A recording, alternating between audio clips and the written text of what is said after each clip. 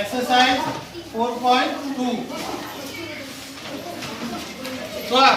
First তোমালোকে লিখা নিলিখা এইটো পিছৰ কথা মই কৈ যোৱা কথাখিনি মনত ৰাখিবা হা মই চেষ্টা কৰিম যাতে এই 1 নম্বৰ প্ৰশ্নটো যেটো প্ৰশ্ন দিয়া আছে প্ৰশ্নটো মই পঢ়ি গৈ শুনাইছো চলকটো পৃথক কৰোতে নম্বৰ 1 চলকটো পৃথক কৰোতে ব্যৱহাৰ কৰা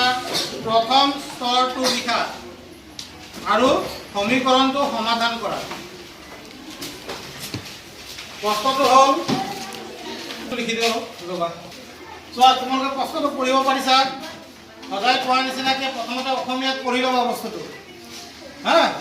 অসমীয়াত পঢ়ি ল'বা চলকটো পৃথক কৰোতে ব্যৱহাৰ কৰা প্ৰথম স্তৰটো লিখা Write down the step while separating the variable. আৰু সমাধান কৰা and solve the equation. So ইংৰাজীত লিখোতে কি কৈছে solve the equation and write down the step while separating the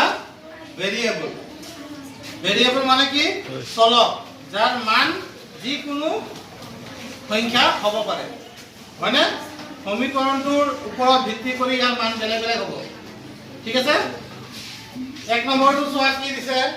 number 1 x + 5 = কিমান দি আছে 12 এতিয়া তোমালোকে এই ধৰণৰ অংক কৰোতে এটা কথা মন কৰিবা চলক কোনটো আছে ইয়াত চলক কি আছে ইয়াত চলক আছে চলকটো কি আছে কোৱা চলক কোনটো 5 টো হয় 12 টো হয় নে x টো হয় x টো হয় যেটোৰ মান আমি নাজানো হয়নে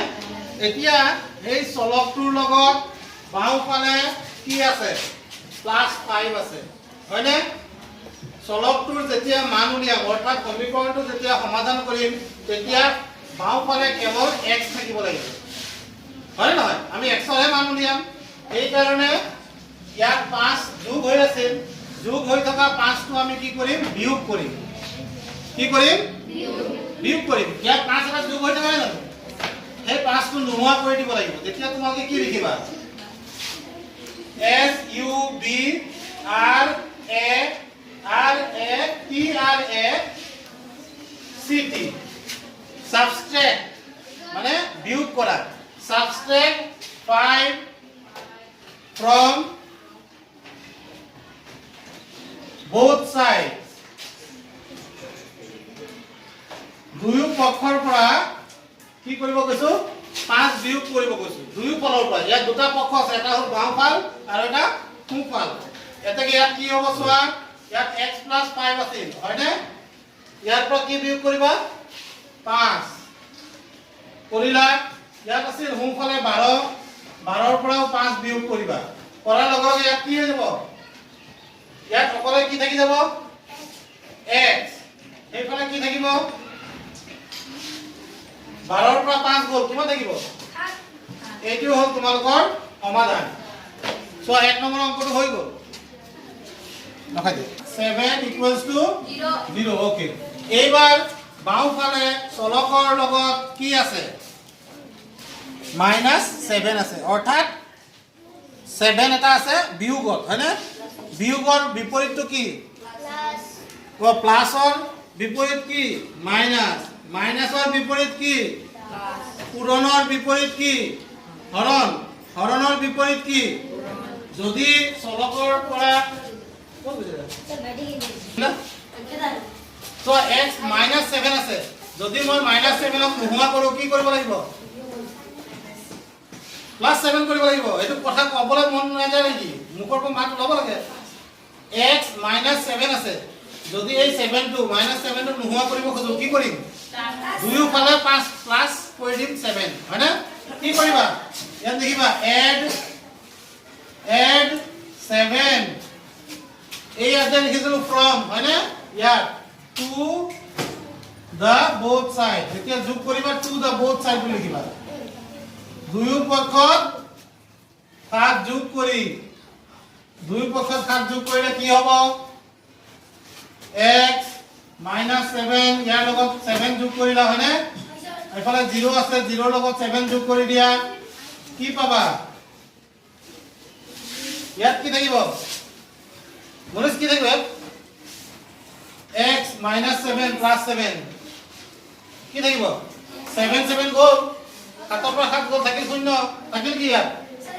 x ইয়াত অকল x থাকিব হয়নে হয় স্যার আৰু এফালে কি হ'ব 0 0 হ'ব 0 plus 7 কি হয় 7 রাহুল ডাউট ক্লিয়ার হয়েছে না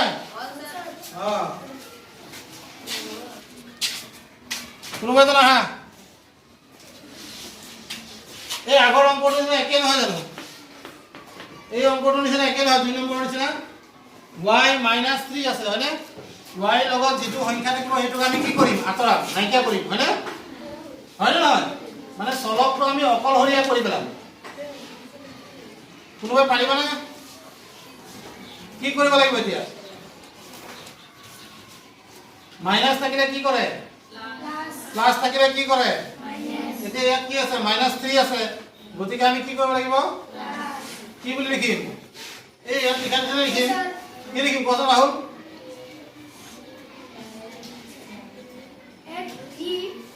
এড এডে হয়নে কি লিখিম add 3 to the both side এটু পঢ়াটো কিন্তু তোমালোকে এটা এটা শব্দ ক'লে নহব add 3 to the both sides add 3 to the both sides কি বুলি কৰিব লাগিব add 3 to the both sides so ইয়াত কি পাই যাম y - 3 ইয়াত কি আহিব equals to 6 plus 3 কি পাবো ইয়াত y equals to 9 সবে বুজি পাইছা নে বস্তুটো এটো তো নিজে আহি কৰিব লাগে ইয়াত তেতিয়া তোমালোকে বোৰ্ডত লিখাৰ অভ্যাস এটা হ'ব